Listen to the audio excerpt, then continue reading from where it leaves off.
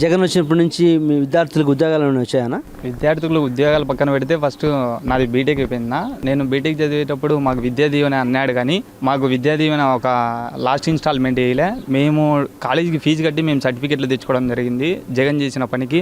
అలాగే వసతి దీవెన అన్నాడు, కానీ వసతి దీవెన అనేది ఒకసారి వేసాడు 3 సంవత్సరాల్లో, 2 సార్లు వేయలేదు. ఇలా పేద విద్యార్థులను చాలా మోసం చేయడం జరిగింది జగన్ వేస్తాడు అని. అంతేకాదు బీటెక్ అయిపోయిన తర్వాత నిరుద్యోగ అనేది చాలా పెరిగింది, ఎవరికి ఉద్యోగాలు అనేది లేదు. అలాగే జగన్ వస్తానే ప్రతి ఇయర్ జనవరి జాబ్ క్యాలెండర్ వదులుతా అన్నాడు.